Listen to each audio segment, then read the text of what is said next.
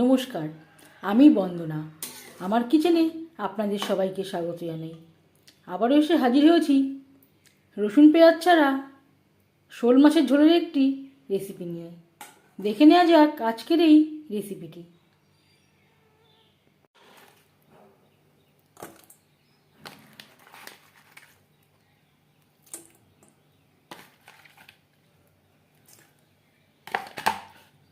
মাছের ঝোল তৈরি করার জন্য এখানে আমি নিয়েছি একটা শোল মাছ, মাথা আমি চিড়ে নিয়েছি, 5 পিস মাছ হয়েছে, আর রয়েছে শিঙি মাছ।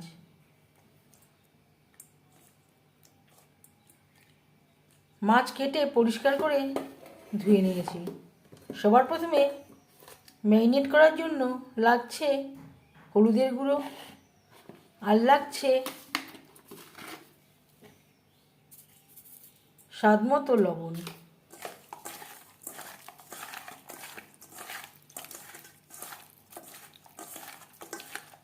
লবণ হলুদ মাছে বেশ ভালো করে মেখে নেব। মাছ ভাজবার জন্য তেল আমি গরম করে নেব। 4-5 চামচ তেল আমি গরম করে নিয়েছি। এবার দিয়ে দেব লবণ হলুদ মেখে রাখা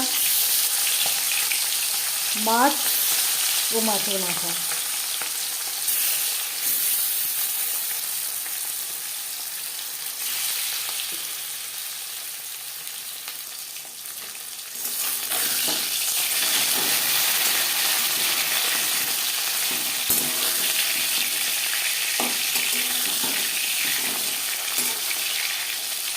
একটা সাইড ভাজা হয়ে গেলে অপর সাইডটা উল্টে দেবো।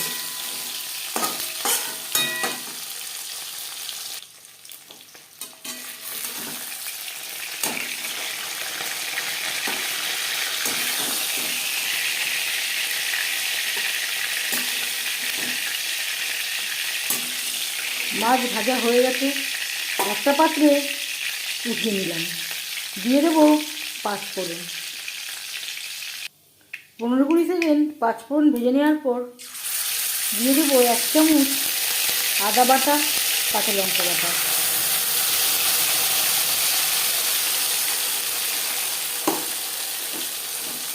দুটো টমেটোর পেস্ট। এই রান্নাতে আমি আর রসুন পেঁয়াজের ব্যবহার করছি না। এখানে আমি শুধু শোল মাছটাই রান্না করছি। আর লাগছে হলুদের গুঁড়ো, স্বাদ মতো লবণ। এই রান্নাতে আমি রসুন পেঁয়াজের ব্যবহার করছি না। লো টু মিডিয়াম ফ্লেমে 4-5 মিনিট মশলা কষিয়ে নেব। মাছের ঝোলের জন্য একটা মশলা আমি তৈরি করে নেব। নিয়েছি ধনে, শুকনো লঙ্কা, আর দিয়ে দেব জিরে, গোলমরিচ।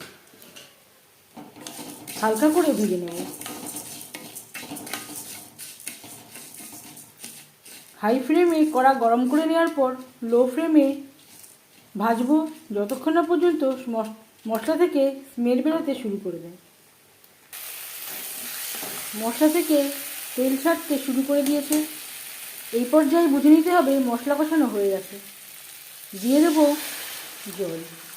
এখানে আমি গরম জল অ্যাড করলাম। যে কোনো রান্নায় যদি গরম জল ব্যবহার করা হয় রান্নার স্বাদ অনেকটাই বেড়ে যায়।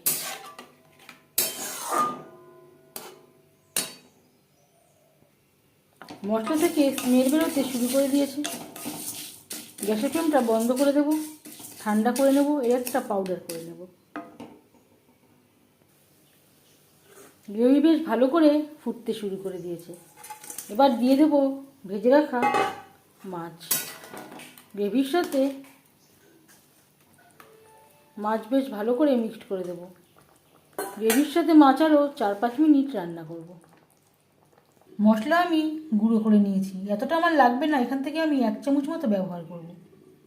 4-5 মিনিট রান্না করে নেওয়ার পর এবার যাচ্ছি ফাইনাল স্টেপে। দিয়ে দেবো 1 চামচ ভাজা মশলা। যে কোনো তরকারিতে ভাজা মশলা খুব বেশি ব্যবহার করবেন না, তাহলে স্বাদে তেতো হয়ে যাবে। ভাজা মশলা গ্রেভির সাথে বেশ ভালো করে মিক্সড করে দেবো। 1-2 মিনিট রান্না করে নেওয়ার পর গ্যাসের ফ্লেমটা বন্ধ করে দেবো।